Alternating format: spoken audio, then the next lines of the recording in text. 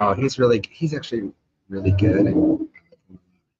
I just hit the live button, by the way, just letting you know. All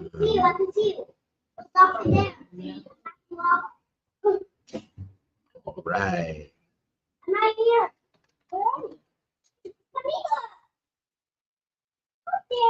We are going live.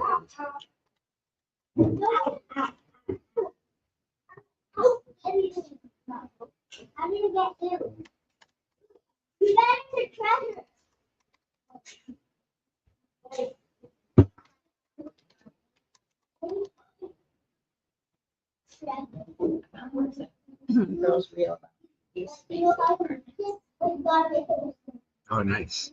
Did you watch it? Yeah, the one that you sent me? Mhm. Yeah, I reached out to her. Actually, she said she's coming today. Oh, Here. okay. He's like, I didn't know families didn't live in apartments. Oh, yeah, I have. You're bringing families. Wait, where are you? People are coming on. Get in there. Get in there. I don't know if y'all can hear. What's up? Hey, Jorge, ¿cómo estás? ¿Estás en Salt Lake or what? Michael de la Cruz, Mabuti, ¿cómo está acá? Ali, Laughs and Listings join. How are you?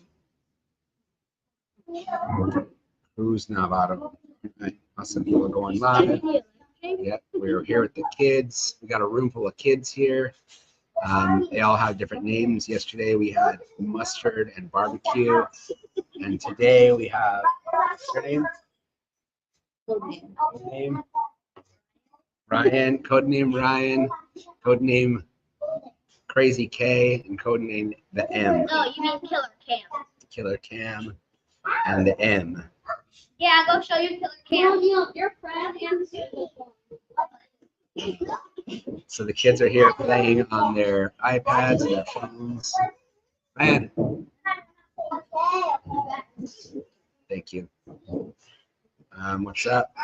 Santa Cruz and Camila. Okay, we are here live. We had some people say they're coming here live. Do you want her to take them to a If you want to, or you can just chill. Nice. Killer. Is yours? Is that an Android? Is that the one like a regular cube or? Oh, I got this one. There you go. Okay. can't get out. Hey, Killer Cam. Killer Cam. And the M. Hey. Okay. As a, sorry, we got kids in here. They're playing games or gaming. They are going to a booth in Beanchain right now. But yes, so we are getting going. We're getting started. We are on this live. And for some reason, my computer is not charging, which is not good. I'm assuming because the kids kicked it out of the kids must have kicked it out. Of course, there's always something that's going on with these things. Yeah. Okay. So I'm just hoping this is going to work. But it now looks like my computer's charging, I think. It's like gone all the way down, but we'll see what happens. All right. All right, we're live. We're live. Good. It's now 4:28. In 2 more minutes, we will be officially in our 4:30 starting point. What's up, AZB girl? Torbacher of TBN. What is that? Folks of Facebook, folks of X, folks of LinkedIn, folks of YouTube. It's pretty nice. You see, we have a bunch of upcoming events. We have this Friday, tomorrow, from 5 to 7 at Hope's. You're going to have a chance to meet all of your current elected officials for Legislative District 9. That is Lorna Austin, Seth Blattman, Eva Birch. On Saturday, we have a early morning meetup. It's going to be at a Hava Java on Power and McKellips. And that is going to be a meetup slash canvas walk. There'll also be a bunch of different candidates there. Saturday midday, we'll probably be cruising around to some various different events that are in the city. And then at around 5, we will be at a Filipino Lions induction event later that night. Sunday morning, we have another live stream. And then, shoot, man, we got a lot. Actually, Friday at 3, we have our man Direct D, who started his live First Amendment watch channel in Mesa, and he expanded to the greater Phoenix metro area, and then now he's nationwide. If you don't know Direct D, check out his channel on YouTube. Him and Jim Freedom do a lot of First Amendment audits, which have various popularity depending on who you are, right? We're going to be live on his show at 3 o'clock on Friday. And then we have a few different other stuff coming up that I think is going to be fun and interesting. I think as long as you're participating, it's not fun and interesting if you're not posting questions, if you're not taking part. All right, so today, yesterday we had a few questions, and we'll kind of recap. So yesterday we had talked about, and what most people are talking about and asking about is unsheltered, unhoused, and what does that mean? What does it mean? What are we gonna do? What's the plan?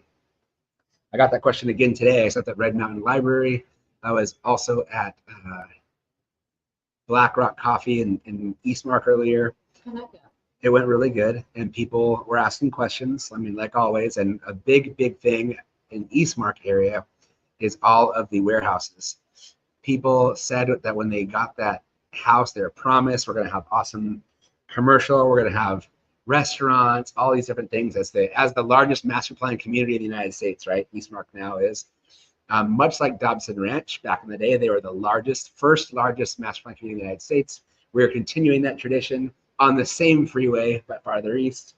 And what they got instead was a bunch of warehouses, and they're not happy about it. That being said, also is that it is private property, but there has to be some sort of planning and thought process in the city that says, okay, if there's this giant master plan community, what should be right next door to it? Even though it's private property, even though the person who buys it is allowed to kind of do what they want, should be allowed to, they should also be thinking about the area as a whole. So yeah, that was an issue.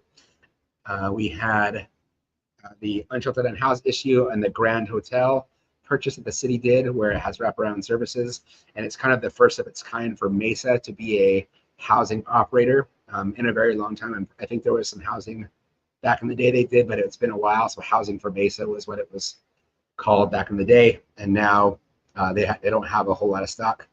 They do have lots of land. They don't have functional housing, and that hotel converted into a transitional housing is following the Housing First model, which is I love that model, the Housing First. It's successful in Salt Lake City right now. So, I mean, for people in Mesa, that should be something that they look up to. For some people in Mesa, they should look up to the Salt Lake City model, because that's kind of where we draw from a lot of our, what do they call it, inspiration for it. But so yeah, the Housing First model is definitely something that I care about, with the core principle of providing permanent housing as quickly as possible with no preconditions or little preconditions. And that includes supporting housing, rapid rehousing, on-site services, addiction counseling, workforce counseling or employment assistance, mental health services, all these things that essentially assure somebody's ability to be in a house and then keep the house. The city currently, it's funny, I got a call. I got a call, and the city, what she said was she had been calling the city's navigation services for unsheltered unhoused. And what it was doing was rerouting to 211 over and over. So she had called me and said, hey, why is this doing this? Is there an issue with it? And I said, no, the city is just very good at trying not Saying to, you have a service and not having it. trying not to recreate the wheel and in a positive way, you know, and then just putting something happen. I think it's interesting because I don't think they have any official, you know, contract with 211. So they're kind of just saying, yeah, let's just reroute, you know. A question coming in from Mr. Escobedo: what can small business owners do when they depend on a retail business and unsheltered community is hindering their business with loitering? Okay, I mean, that's a great question. Last Thursday, we were here at Beanchain, and an unsheltered, unhoused gentleman came in and said, hey, I need some water. He said a few things. Mhm. And the owner here just came around the desk, the front counter, and said, hey, you know, let me figure out how to get you this ride where you want to go. And here's some water. And I can't remember what else he gave him, but some stuff. He tends to have like bus passes around too, because it allows them to be on the bus, get where they need to Right. be, and then they tend to not hang around a lot. So it might seem like a lot, but $1 a day bus pass is what, like $2. So just Right. awesome handy. So the comment is that from Nadine is that he keeps bus passes around and some other resources that he knows he can just say, hey, here's this for you. And what he did is essentially saying, shoot, get out of here. He kind of did the same thing by just helping him to Right, get where right. he wants to be without being rude or making someone feel displaced or angry. It's So quicker. yeah, Yeah. I guess it's quicker to just call the police and say, get out of here. Or maybe it's No, not. it takes longer for them to get here. There's Right. usually a scene. It's like disruptive to the Right. patrons at your business. So in this case, he took care of the problem with the solution that currently existed. He didn't have to reinvent anything, and he wasn't out anything. And guaranteed, when that gentleman, you know, pulls through and comes back to, you know, functional. I hate calling it functional because, you know, back in the day when we were punk rockers, there was this idea of like freedom like a shopping cart, which meant you have zero responsibilities because you don't have a house and you don't have, yeah. When he's back on his feet with how he likes to be, he might have a very good memory of that, and he will not think badly about this business. And maybe it will also help him realize that, you know, wow, there are good people in the world that don't ignore me or look past me. The anger dissolved. They're like less likely to like, cause damage or problems to your business while you're not around. So exactly, great question. But yeah, so then there was that. And then we had a person message me and say, hey, I'm really interested in what you think you want to do around mental health as a city. That's a good question and very complicated. Mental health as a city. I toyed with the idea yesterday of if a large corporation such as an Intel, a Facebook, an Apple can create a health plan for their population, because that's their population and they're all in one space, why can't a city create a health plan? The city of Mesa already has a health center for its employees, and it is one of the largest employers in the city. So why can't we have a community-based health plan at least, right? Which has some basic services. I know everyone's going to say, well, why don't you go on the exchange and that's already set up? Why don't you just do that? Well, I don't know if you've ever been a small business owner or try to go on this exchange, but it is so expensive and difficult to navigate that for me, as a person who hasn't had insurance for, I don't know, 10, 15 years now, it's way too expensive. It was like $1,300 for me to have a very minimum health plan with huge deductibles. So I'm very interested in exploring the idea of a city health plan. There will be people who will argue, well, the city should not be involved in managing health plans and health services. And I would argue that we already are as a as a response, not as a preventative measure. We're just responding all the time with police, with hospitals, and with jail. That's our current health plan, right? And that even includes our mental services. I mean, the first thing people do when they see somebody at their business or at their house that they seem to think is like having a mental condition or someone that's dangerous. What's up, Ria? How are you?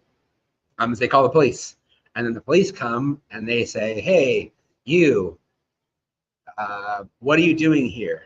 This is not your place." And then they respond with "F you," because guess what? What is their place? What is a person's place if it isn't the public, right? Thank you very much for preparing for our success. Thank you. But so back to the idea of compassion versus arresting your way out of things. I think we have to move that. The whole city as a whole, we need to start thinking of empowerment versus enforcement. What can we do to help and be compassionate? Because it's going to cost probably less in every economic situation than it does cost to try to arrest and enforce something. So that's kind of where we are. What else do we think? What's up, Martin? Visit Mesa, always checking us out. I love it.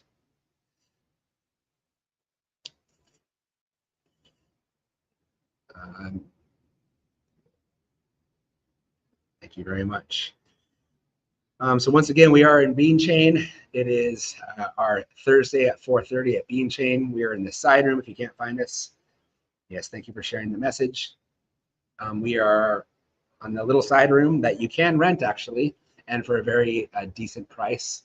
The kids are actually out at a booth functioning like humans. Thanks to Barbecue, who is watching them. She's the slightly older kid, probably the oldest, 8, so she's 9, 10. And so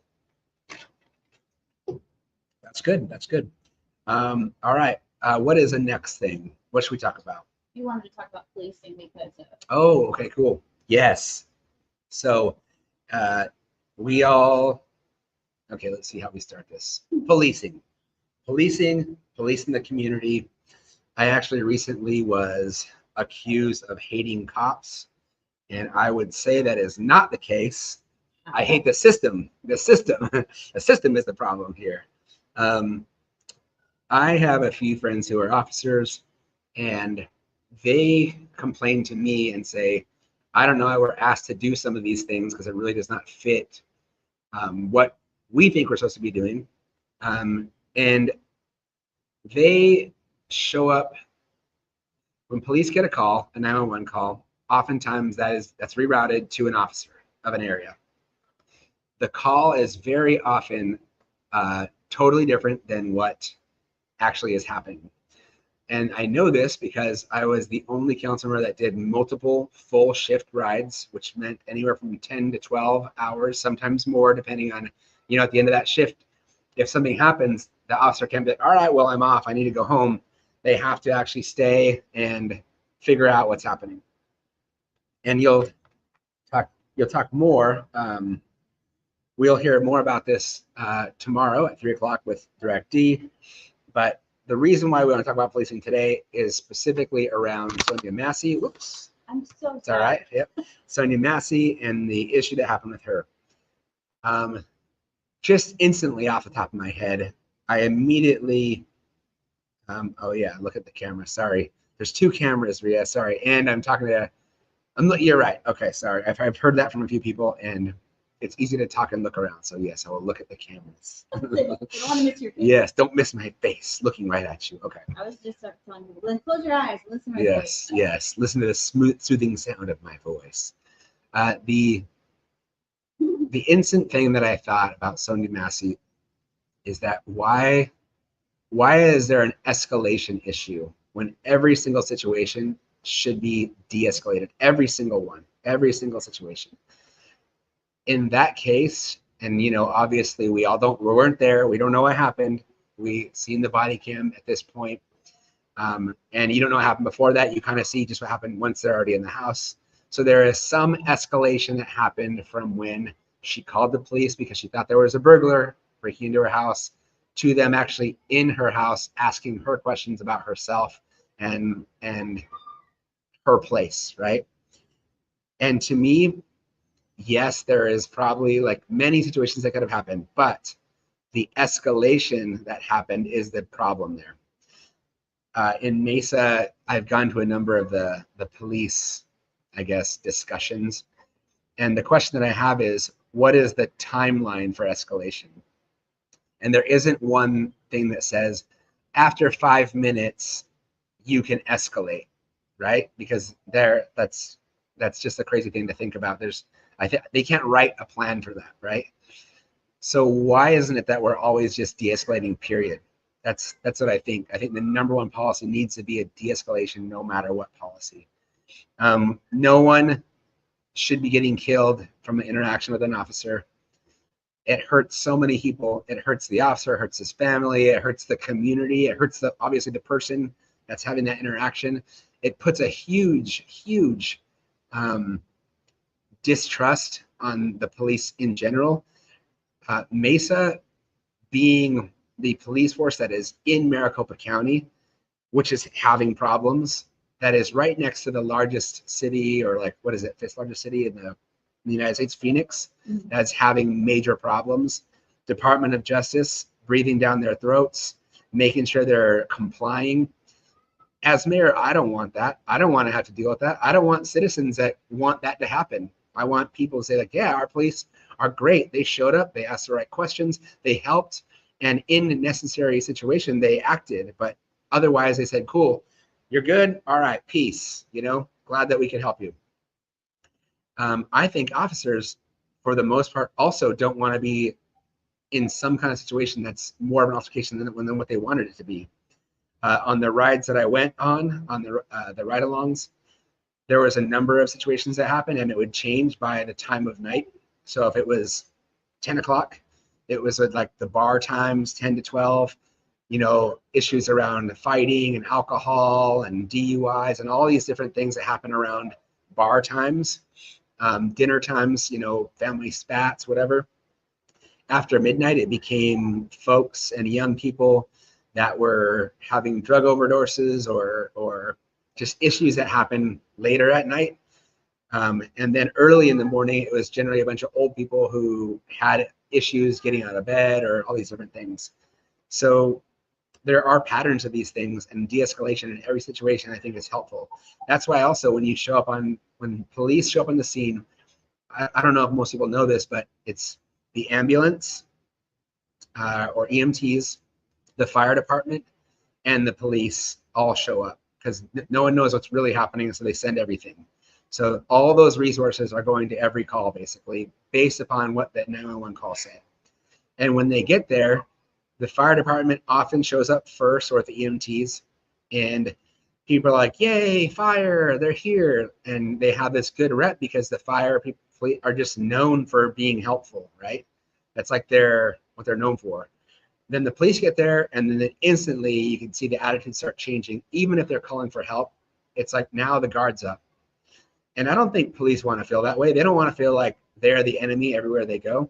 So let's not make them the enemy. Let's help to say, just how about you show up and de-escalate everything? Be helpful. And I'm not saying that they're not, but right now the current attitude is more like, I'm going to tell you what to do, and you're going to listen to me because I'm in control of the scene now. And while that may be important in certain situations, it's not for most. I'm not an officer, so I can't speak to 24/7 of that, but as a person who's been in many situations, de-escalation works by far the best for everything. What influence does the mayor have on policing? Like, what's your ability? Okay, the question is, what influence does the mayor have on policing? What is the ability the mayor has? That's a very good question. I always hear folks going online and being mad or, screw the police or this or that. And the police are really kind of reacting in the way that the mayor and city manager has directed. So the mayor and council are elected to visit your people, which is your district or your city, and get to know them, see what their issues are. You're supposed to take that and then use your leadership skills or innovation skills and say, okay, as a city, the people say this. I've seen what happens. I've witnessed it. And I think we should take this direction. We should go this direction. And city manager, please hire a chief or work with the chief of police and make that happen for this police force. Right now, we are absolutely an enforcement style police force, and city manager, they fully think that you can and should arrest your way out of homelessness. You can't. And if someone doesn't want to comply into going into rehab or going to a homeless shelter or getting out of the city, that you should be arrested. That's absolutely, in my mind, a terrible use of police resources. And it's just not human, right? It's not human. As much as people don't like it, they are residents of our city. Unsheltered, unhoused people are residents of our city. So we have to think of them as another neighbor. So don't get mad at your police chief.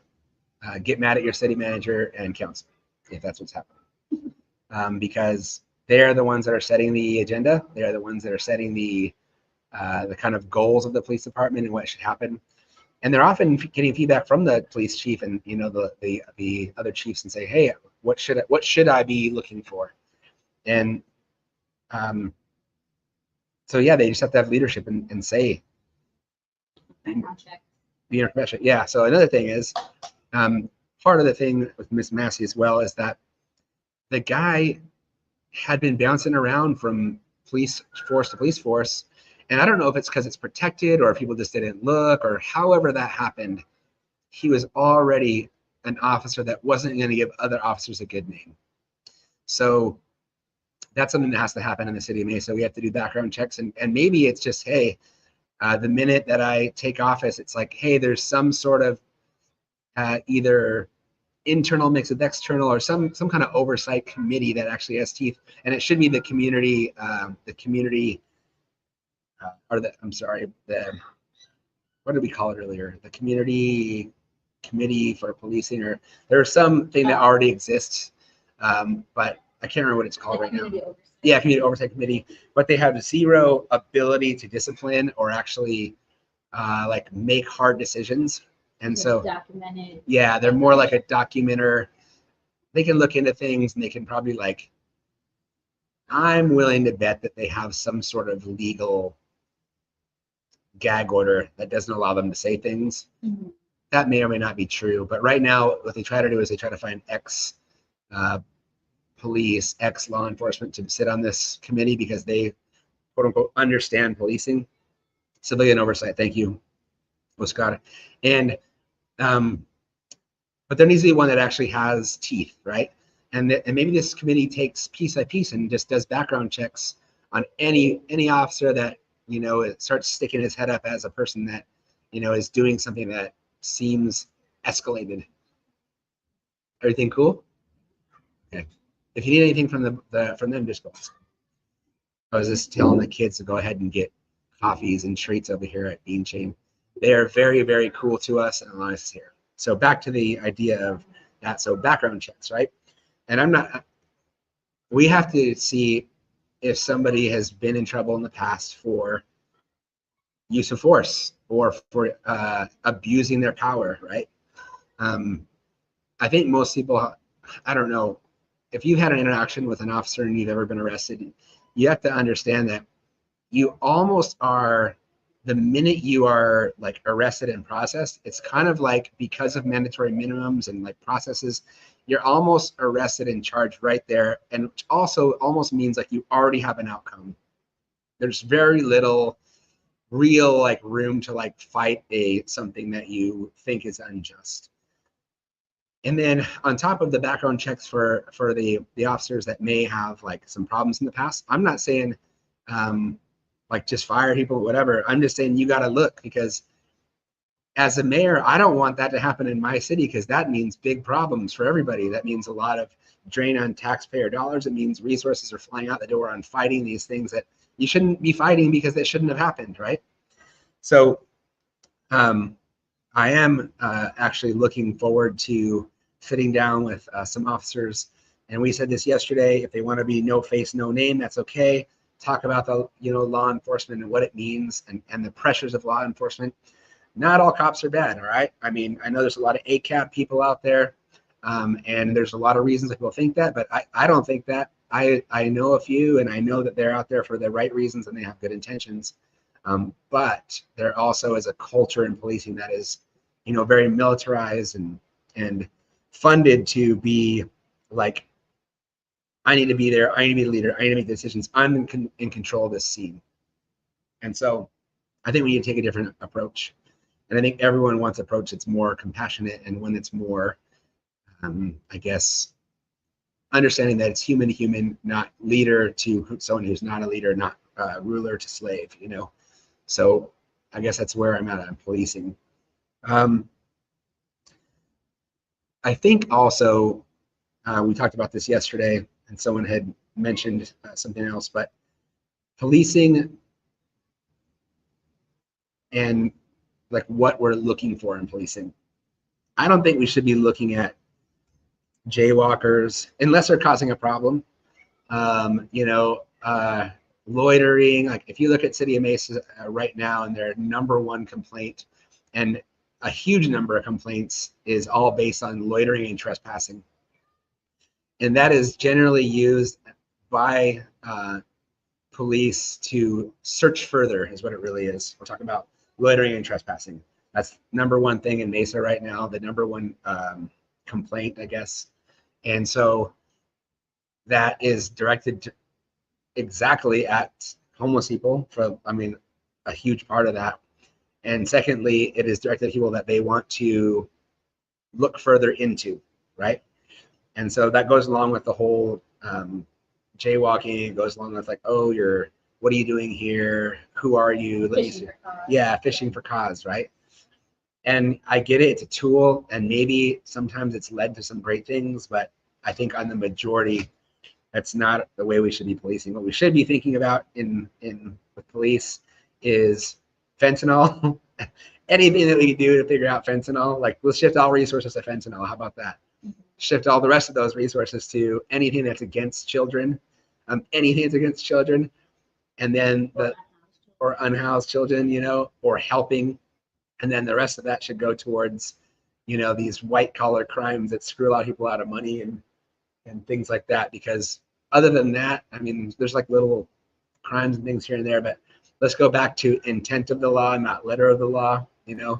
If somebody is speeding down Dobson at 2 a.m. when there's no other cars, does the speeding really matter that much? It's not, you shouldn't do it, but if it's hurting somebody, no. If somebody's speeding at 5 o'clock rush hour and it's creating a problem, yes, that's a problem, right? There's also like some administration issues, like when we're helping homeless people, a lot of times they get arrested with their ID. Like let's say they get released on Wednesday, they can't actually pick up their personal belongings till like Monday or Thursday. Mm-hmm. So like let's say they did have money for a hotel or a bus ticket or get out of the way, they're not able to because they weren't released with their identification when they went in. Right. So the comment is talking about administrative issues of when somebody is released and when they can pick up their stuff. And it's important because let's say they had some money on them that they were going to use for a hotel or a place to stay. Now they don't have it until they can pick, or your ID or your phone. Another issue with unsheltered houses, a lot of times they get their phone and their money stolen, or, not just, in many ways are lost. And it's almost impossible to do anything without money or a phone or an ID. So it's, that's something that's important. Okay, what else do we got? So then for the reason for her call didn't seem to be addressed, and they should have called somebody. That's absolutely right. So the city of Mesa actually had an experimental program for a while where they would send a nurse and a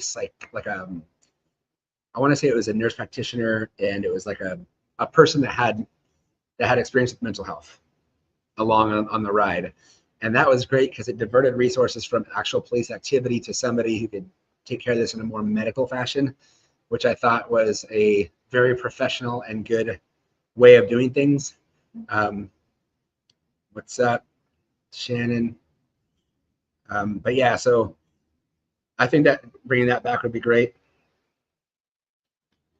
Oh wow, we got some comida in here. Man, so Beanchain, just as a side note, and we'll get back to the good juicy discussion, is they have awesome sandwiches here. Pro. David is here right now. If you don't know the owner of Beanchain, his name is David, and his wife Shannon. David's the one that's here right now, and he is here, and he is killing it on these sandwiches. A cool thing about Beanchain as well is that they actually are a worker-directed, not quite co-op yet. That's what they're heading for, is worker-directed co-op, which gives everyone like a ownership in the company. But they are a worker-directed. I can't remember what he said. It's not a co-op yet. They're moving towards that, but something, it's initiative or something. Yeah, he has good. Gosh, I can always think of all these words when I'm like not in front of a camera trying to talk about it, but now I can't think of it. We'll get there. What's up, Jennifer? Just a shout out to Jennifer and Nadine. Between the two of them, I would have zero good social media presence without them. So thank you to both of them. I would definitely say if you're out there and you got some money for making your business or your campaign or your whatever you're doing that look good, I would definitely reach out to Jennifer Rubio. She's in the comments down here on there, or Nadine. And I don't know what you want to actually post as your how to find you. No, I'm busy. Oh, okay, busy for the next couple months. Yeah. So Ryan wins, then we're available. Yeah, great idea of having mental health and crisis managers sent up for police. Yeah, and the 911 calls, I would encourage folks to visit the 911 center in Mesa. It's on Southern and in between Country Club and like Extension. It's really cool actually how it happens and how they route all these things so quickly. What a good service that someone had thought of someday and figured out how to route like these calls so quickly to a space that someone needs to get there quickly. All right, what else did we have? What else were we thinking about? Ana Maria, talk to the end. How are you? Ruth Ferris Art. Let's see what else. Okay, and then while I'm thinking about this, or somebody's dropping a question. Tomorrow, Friday, 3 o'clock on DirectD's live channel on YouTube, he will be streaming a Q&A with me. He has a massive channel, like some 100 or 200,000 followers, and his big, he cares about the Constitution and the First Amendment most of all, meaning freedom of speech, freedom of press, freedom to assemble, freedom to redress your government when you have an issue, and freedom from state-sanctioned religions. So I think he has an interesting channel. A lot of folks have said that they don't like the way he goes at it, which, you know, I mean, for YouTube purposes, it's entertaining and it's good, but also the things I think he's fighting for are worthwhile. I'm sure people in law enforcement might beg to differ, but the only thing that I could say to you is the same thing you say to us: is if you're not doing anything wrong, why does it matter if somebody's asking or looking, right? Mm-hmm. After that, we have 5 to 7 at Hope's, which is on Mesa Drive, just south of Main Street. And that is a fry bread place. It's fantastic. Small business owner, local person. 5 to 7, meet your local legislature people and some other candidates. And then on Saturday, 8:30 a.m. out at Hava Java on Power and McKellips. That will be a kind of sort of meet and greet and then canvas for candidates. And Saturday, all over the place. I'll be posting before I go, like within a couple hours prior. So if you want to meet up, we can meet up. Sunday morning at 10, we will be doing another live stream, kind of like the Sunday morning special. What else do we got? Oh, primary day is the 30th. Okay, so the last day to early vote, that means you can walk in and do an early vote, is the 26th, which is tomorrow. So I would suggest everyone, if you haven't filled out your ballot, go home, beep, beep, beep, beep, fill it out, and make sure that you get that in. It's going to be important. It's especially important for local races. National races, I mean, does any of us really care anymore about national races? I mean, yeah, we do. I'm trying to be excited about it. But it is hard to think about national races as like, guess what? If I have a problem, I am probably never calling Joe Biden, I'm never calling Trump, and I'm never calling Kamala Harris to help me in my neighborhood. But the person I am going to call is my school board member, probably at some point. I have been on a PTO. Ryan, can you type down, please? Yeah. Thank you. I'll be calling my council members, my mayor. Ryan, turn it down, please. Can you go in there with Ryan? And I will be calling maybe my legislature. You know, I've only had to do that once or twice in my life, but I come around and check it out. But yeah, maybe your county people, because if you are on a county island, which there are many in Mesa, you do have that issue. Okay, I have received no more questions. Oh, find out where to vote here. Yes, Jennifer is posting it. The great Jennifer Rubio is posting it. Talk to the end. Come on, Shannon. Tell us what's up. Easy bad girl. I feel kind of cool that our kids are just kind of chilling by themselves and they're like little people actually using our coffee shop.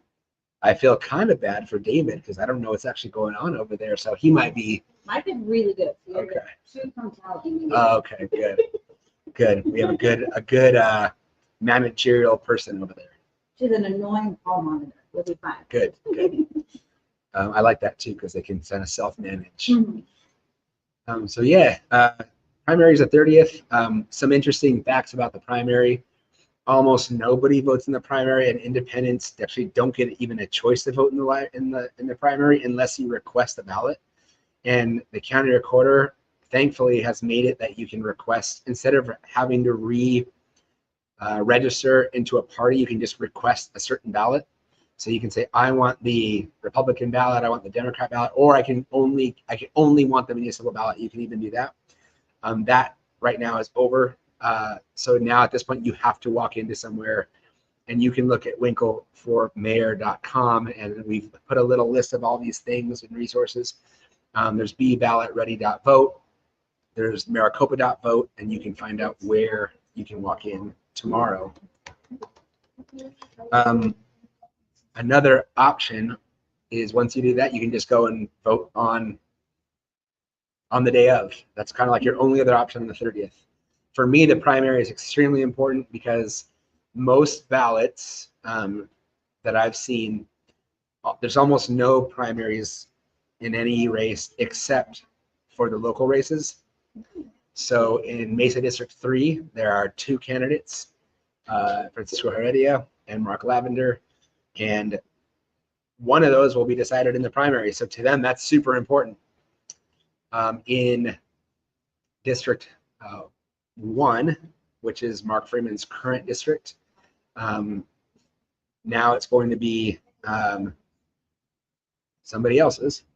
Mesa. I'm gonna actually read. I gotta look at who all of them are because there's a lot in that one. Mesa District 1 candidates.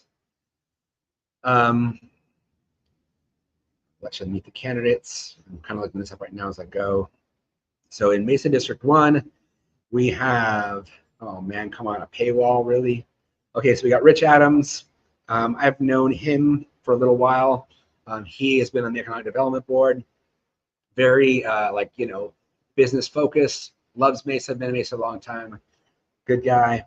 Oh, shoot. There we go. We have Zachary Hitches. He's very new to the political world, but has very, very thoughtful and about human issues. I witnessed him for the first time in one of the forums, and his answers to homelessness is one of the things are probably closest to what I would say anyways, publicly. And I think he's very thoughtful. Also a very good guy. Young, which is important. Tim Meyer, which I've worked with many times also. I've walked into his office when he worked for the city. I think he's now retired from the city, but now he's kind of running for the council. And he has helped so many times. I brought a small business owner in there one time, and it was for a permit for something they're trying to do in front of their business. And he's like, yeah, he came around. He's like, let me help you. Let me help show him how to do this. He handheld them. I thought that was very good of him. Ron Williams, he has also been very active in the MLK committees and a lot of the kind of small business things around, I think it's like, Child Crisis and a lot of the different nonprofits. Also a very good guy. So I think you have a lot of good options. So yeah, that's going to be a difficult one. It's this one. District 2, which is out east, you have Julie Spilsbury, who is the current council member. And I you know what, I never remember, what's her name, something Whetstone, who's running against her. I don't know her. She's also a political newcomer. I saw them both at the forum.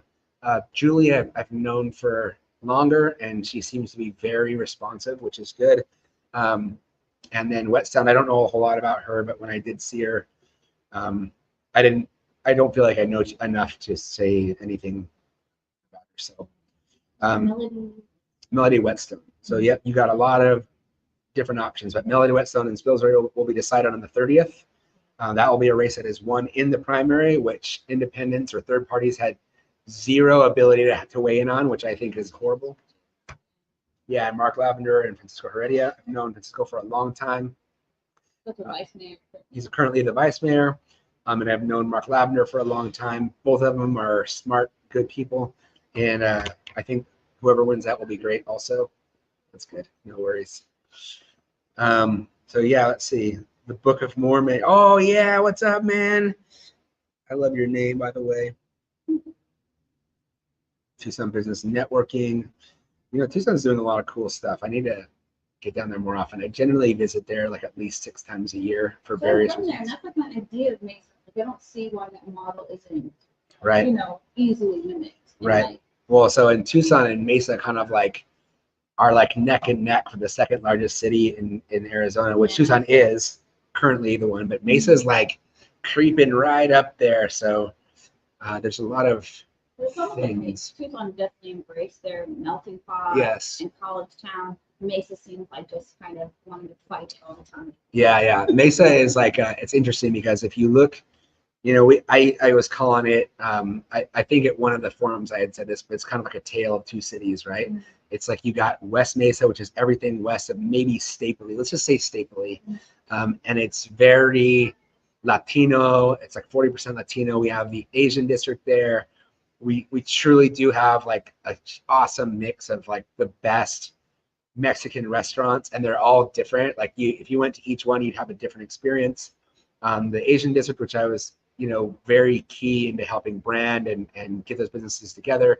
The West Mesa Light Rail extension into downtown, which I worked on for years, since 2012. And then you have east of Stapley, right? Where you have like Falcon Field. You have both airports, actually. You have huge economic factors that are, I think, kind of link Mesa to the greater world. You have the larger corporations there, like, you have the Facebooks, Apples, that kind of Google out there. So there's two different kinds of things. Lots of very large single family housing areas in East Mesa. And then you have like the main street of old going out all the way to Power, which is like ancient times Main Street, all those old hotels, which I've always thought were super cool. And I would have loved to have done that, like adventuring across the country when they had those little motor hotels, and like, oh, cool, let's stay at the Super 7 rodeo, or let's go to the, whatever it is, Buckhorn Pass. So yeah, I think there's a lot of two different areas. That being said, I saw a, let me see if I can remember what it was. What was her name? The lady you sent me? She said she was going to come today, and I was hoping to sit down and chat a little bit, but she's a real estate agent, and there's a lot of real estate agents that reach out to me like, oh man, do you know all the opportunity that we're missing in Mesa? And I'm like, hey, we are. That's absolutely true. But opinion, as a resident, not owning apartments in her area, Mhm. not having Well, bad nightlife, apartments. bad Yeah. apartments, not having nightlife. You know, it's funny. I hear this in Mesa a lot. Like, why don't we have any nightlife? Why don't we have any this and that? And for me in West Mesa, I've worked really hard for the last 10 plus years. And if I don't know if you saw my post, but on Monday in downtown Mesa, Que Chevre was like going off, right? If you go down to Espiritu on any night, like Wednesday, Thursday, Friday, Saturday, like you have to have a reservation. We have level 1 that actually has level 2 in it, and an underground speakeasy. We have cider core. We have a distillery. We have, I think, 2 wine bars now, 4 breweries. Like, to me, Mesa has tons of stuff to do. I think most people just refuse to look for a title that isn't well known, right? And I say that because one of the things I've fought for downtown Mesa and West Mesa forever is, here's what I've heard. You know, if we just had a Postino's and a Starbucks downtown, this would just be so cool. You know what? I disagree completely. I don't want a Postino's downtown, and I don't want a Starbucks downtown. Do I want Starbucks and Postino's? Yes, that's great. They can be places, but I don't want my downtown to look like every single downtown.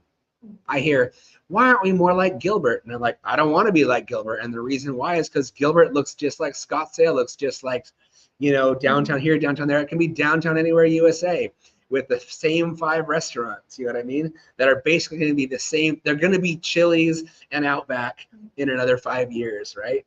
And like, once again, this is not me trashing anybody. I'm just saying, stay unique, and your place will be unique. Downtown makes me things like Wonderland, right? Where it's like an immersive kind of visual thing. You're coming down there to see it, then you go eat food. Like an attraction. Like an attraction Yeah. that doesn't take from current businesses. Like downtown makes me do a better job of seeking those things and offering empty spaces rather than fighting off the spaces that want to come and like be part of the city. Right. And one of the issues we've had, and I'll just put it out there, the city manager's been around for 19 years now, is it's just time for him to go. He's put in his time. We're thankful for everything that he's done, but it's just time for him to go. He is smart and fiscally thoughtful, I guess, in the ways that he is, but it is just time for somebody who is more visionary, more future looking, more really thinking about the experience of people, not the experience of the city. Because he runs the city to protect the city, meaning the city as an organization. When I think of the city, I think of its people as the city. So when I think of protecting the city, I'm thinking of how are we creating the best opportunity for our people to do the best they can. That's really the best way to protect the city in my mind. His vision of protecting the city is like a CEO would protect his company, which, I mean, some people think that's great. That's just not, I think, the most productive vision for people who live in a city. Well, it's also the fact that like we're landlocked in growth, right? Like Yes. AJ's even growing, Tempe is growing, Chandler, Gilbert, they have economic growth, even post-COVID and stuff. And then for us not to is a clear result of Policy. Yeah. Or lack of Of policy or initiatives. Yeah. I mean, there was a thing that happened recently with the Mesa Art Center. They had this really killer art. I don't know if it was an installation, but it's like a collaboration of all these different artists. And something happened where the city manager decided to step in and cancel it. Because the word on, and I don't know the whole story, so I'm not going to try to say it, but the word on the street is that he had an issue with something one of the artists was doing. So he just canceled the whole thing and said, no, we're going to have this instead. And we had promised them and made up some really stupid excuse to then, close it down. Well, bad move for the city and the city's like reputation, because now all those artists who happen to have big followings locally and nationally were like, oh, Mesa, city of racists, city of bigots, city of blah, blah, blah, all these things, right? And that reflects bad on the people, not the organization. And the organization is what created that problem. Right now, I think. And that's kind of like an archaic way to enjoy art. Like the Right. whole point is the controversy, the Yes. conversation. Not only that, I mean, if we really wanted to like if we wanted to play the marketing game and be like a manager that's like hard on, or like a conservative city manager, he should have made a public statement that says like, not close it down, but like, yeah, not my style, but as a city who appreciates different things, we're going to allow it to happen, but not my style. You know what I mean? Or something like that. It could have been, Personally, I would, yeah, so it could have been more like, yeah, cool. How would you address all the homeless in Central Mesa? Hey, man, right on. You missed our whole first part of this, but guess what? We can go over it again. Addressing the homeless in Central Mesa. So you must be talking about, well, I guess number one, what do you consider Central Mesa? Central Mesa could be, I think if we're really thinking about it geographically, we're thinking more on like Lindsay or Val Vista's kind of center. He's probably talking downtown. But you might be talking about downtown. Hey, I think I went to your place before, or maybe not. So downtown Mesa, you have to think about this. If you think about Broadway, it has two feeding kitchens, right? So there's a breakfast and a dinner, St. Vinny's and and Pasta Cristo, okay, downtown. On University, there's a bunch of services. There's Save the Family, there's Helen's Hope Chest, there's what's the other one, the big one? But anyways, it's a lot of homeless services, right? And then we used to have DES downtown, right? So it was kind of the only place that unsheltered, unhoused people could actually visit, and we'd be walking across all day because you never get anything on time or with ease, right? You're always like, oh, now I got to wait 3 hours at DES to get this, but I needed my ID, so now I have to need to go to the MVD, which is right by. Now they have one on Country Club and Southern. So you're literally walking around this main area of a city for hours trying to figure something out. So let's just put a context, okay? But you also made a good point with Scott, mainly talking about, you know, kind of like delusional homeless people, right? The ones that are just going to be there anyways, drug addicts, not looking for resources. Remember the Downtown Mesa Association was like, well, there's a lot of people down here because their resources are down here. But if you go to DES, it's usually like families, it's usually people like really actually looking for assistance to get someone who will sit there. Yeah, and they're wait. not leaving and then, you know, wandering to local businesses. So Right. I don't think DES moving was the smartest thing, but I do think maybe like moving the food kitchen, things like that, in places where there's also more shade, more stuff for them, not just getting them out of an eyesore, but getting them in a place where that's something that would also help them, not just get them out. Correct. It's Yeah. also very consolidated. So we have a small navigator program through the DMA, which is the Downtown Mesa Association. And actually, if you could also write back and just kind of say like what your interaction is in downtown, because it'll give me a better context as well. But we have a small navigator program, but you have to remember that our city as an organization, you live by Mesa Drive and Broadway, yes, issues for years, right?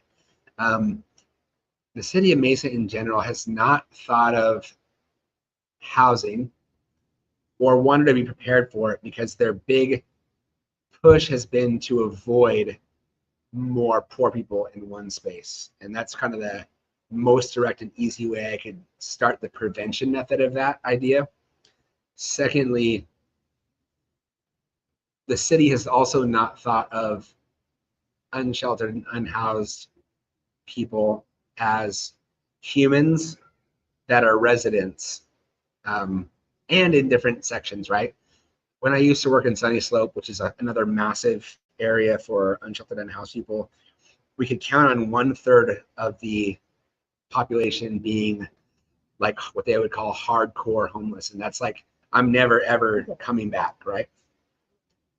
Meaning like I'm probably like totally on drugs, a lot of mental issues, all these issues that are things that are very difficult to come back from.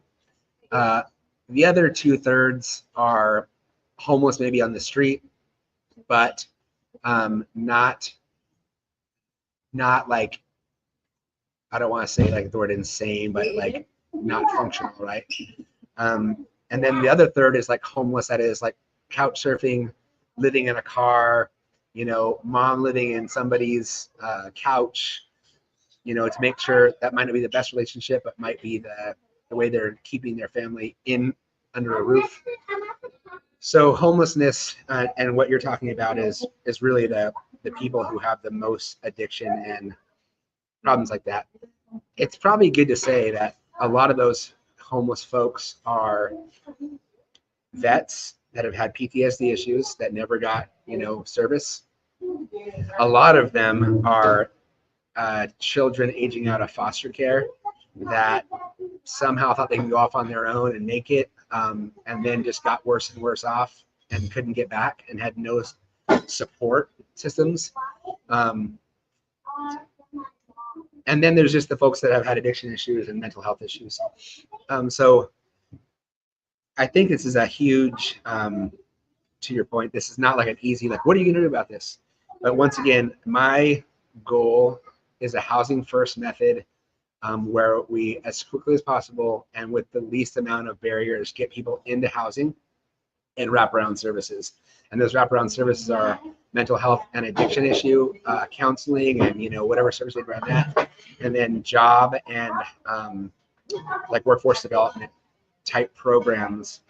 Because if you even look at the city, like we got all kinds of messy areas and elderly folks that need help cleaning up their yard. And like there's cities that have basically done, hey, every day we're going to pick up people, pay a day wage to help clean up, yards, help clean up the sides of the streets.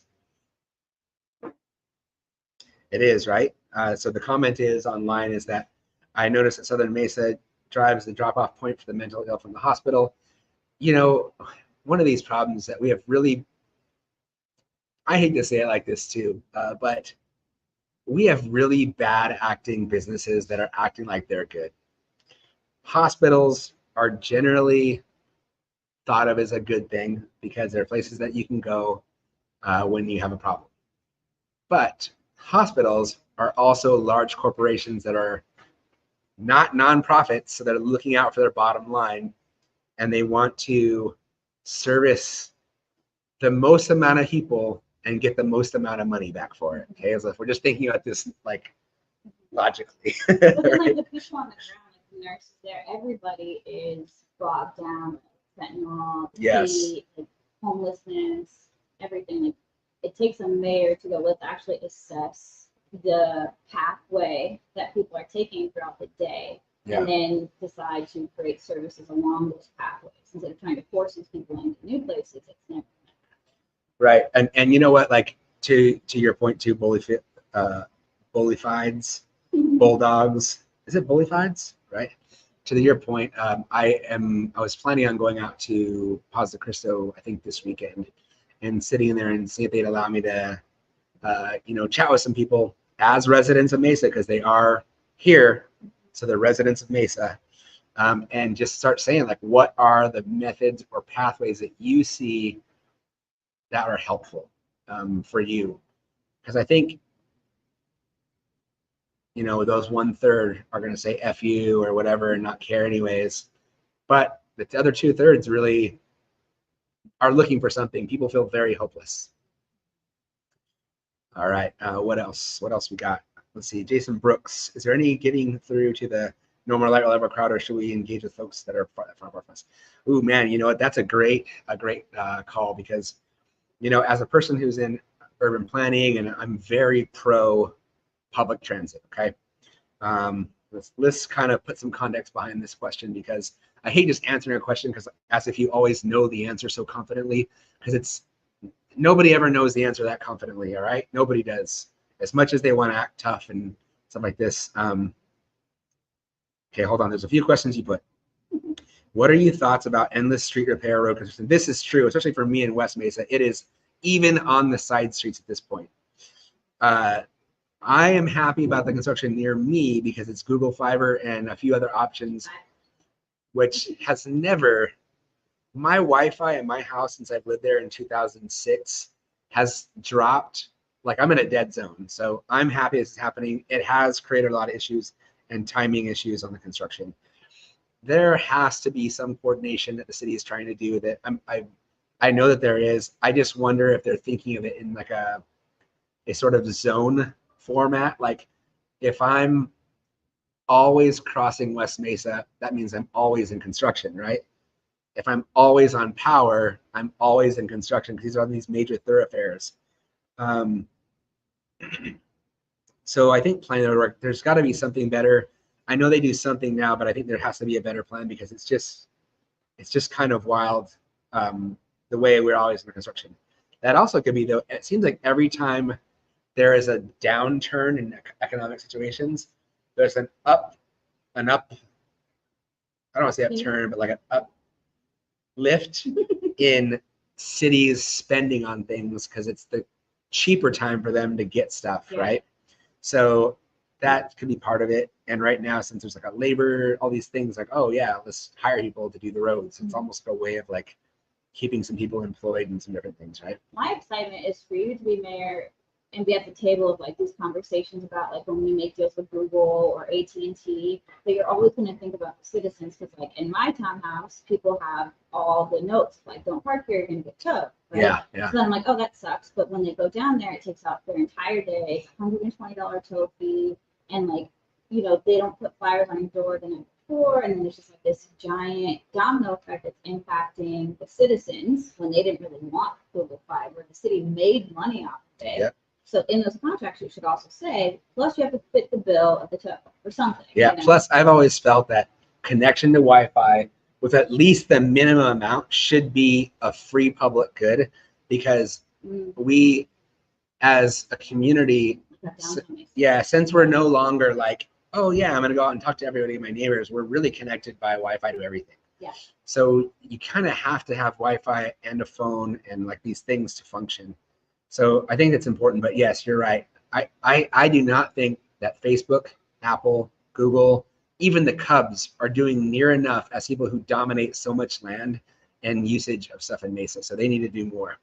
Let's see, is there any getting through to the no more light rail card ever? I am a big fan of what happened. Okay, let's think about how I context this. I also believe that like a park, light rail is a public good for moving people.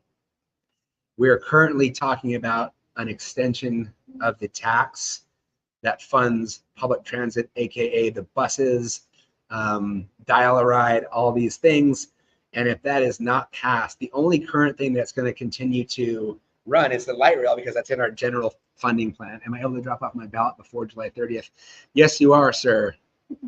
You are. Go to winkleformayor.com and I have a voter locations tab in there. And feel free to use it, and then send me $5 just so I can. Just kidding. I am in a fundraising mode, so hopefully I can convince some folks to give me. You know what's crazy? If I have 10,000, almost 10,000 friends on my Instagram or friends, followers, whatever it is, I have almost 16,000 followers on my LinkedIn. I don't use Twitter or X very much, but I probably should. I'm hearing it's better and better. And then on Facebook, I don't know, 5,000 people. If I could get every one of those people to give me $1, $5, $10, I wouldn't need to do any more fundraising ever again. So winkleformayor.com, please send your $5, $10, $15, $20 donation. I've already had over 100 donors, all low dollar donors. So just understand that your money is well spent with me. I've already put, almost 20,000 of my own money into this. I'm putting it all on the line. That was my retirement. So I'm pushing it out there. But anyways, light rail. We need more public transit. But that being said, it should be where people want to use it, and there needs to be connectors to it. We should not have a light rail that solely is a light rail going down one street. Tempe did it right with the Orbit, and the Orbit cruises around, picks up people, and a lot of people use it because of that. Tempe did it good. I think we need a better version of our Buzz. They just expanded the pass it takes, but it needs to be better, and it needs to be more circular by zone. Not these one long pass things are not functional.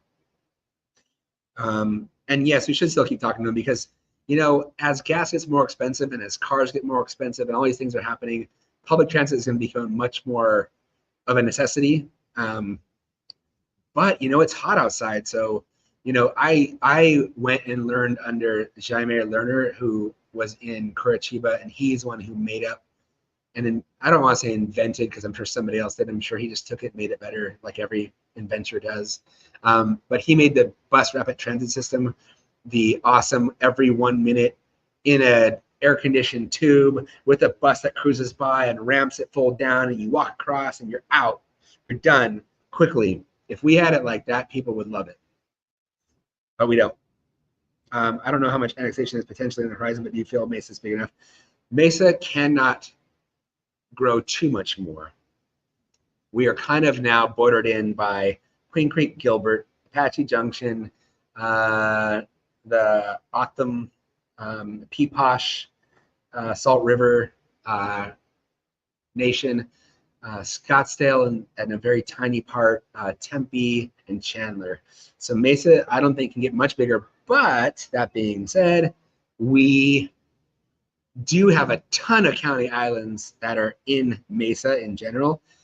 But when you think about that, and it's a but or an, every time you annex in a piece, because those county islands still pay for Mesa services, but they're paying sort of a la carte because if there's some areas in there that when they decided to build their little enclave, they made it not to the standards the city would require, which whoever did that at the time was like, yeah, screw you, city, we do what we want. I love it. I love when people feel like that, but just understand there's always a consequence of that. And now the fire trucks can't go down the street, so they will literally watch a house burn down because they can't reach it. Or someone won't pay, to get their house saved, right? And so that's an issue. So I think anytime we think about annexation and strip annexing, like Leisure World, for instance, Leisure World is a county island. Would I love for them to be part of our city and vote for me because they are hardcore voters in Leisure World? Yes, but they aren't in there. And also, if they became part of the city, what city resources now are like enveloped in their becoming part of the city? Jason, I want to thank you for your awesome questions and for jumping on and saying them. Dual language idiot, what's up? 666 Daddy Satan, Real Doll Games, Matthew, Alicia. Yeah, we're supposed to have lunch pretty soon. Let's see who else is on here. Anybody else? John Glenn, how are you doing, buddy? Paige, the great artist, legendary. Are we past time? We are past time. All right. Any last questions or thoughts? God, talking for an hour. I can't believe I do it. It's almost gross to think that yourself talks for an hour. All right. Well, I'll leave these up. I'm not going to take them down. And I will see you all tomorrow on Direct D's show. Oh yeah, let's just put these in the comments real quick. So tomorrow at 3 p.m. on YouTube with Direct D. Okay, we got that one. We have, Friday, 5 to 7 at Hope's Fry Bread. Oh, I need to put that up actually in my events. Saturday at Hava Java at 8:30 a.m. Okay. And all over Saturday, just keep tuned. I'll be posting up where I'm going to be. And then Sunday, live from my living room. People like that one because they're literally still sitting in bed and like just scrolling and just waking up and thinking of some creative questions. And then there's more. July 30th is just around the corner. The 26th tomorrow is the last day you can go in and drop off your early ballot for early voting. Yes. Okay, actually, let's put that out there for those who are watching. I am pretty confident that I'm going to win. Yeah. Get into the general. That being said, winning around people is awesome. Losing around people is scary. So, should we do an event? Should we do a election night event and watch as the numbers come in? Yeah. Thoughts? Yes, we have 1 vote here, 2 votes. So, and then that, and the barbecue vote is worth 2 because she is the future. So she means more. Yeah. All right. Well, that's 3 votes out of 3. So I guess we're doing it. I'm thinking we should do boulders because that's where they're always really cool and they have a side room.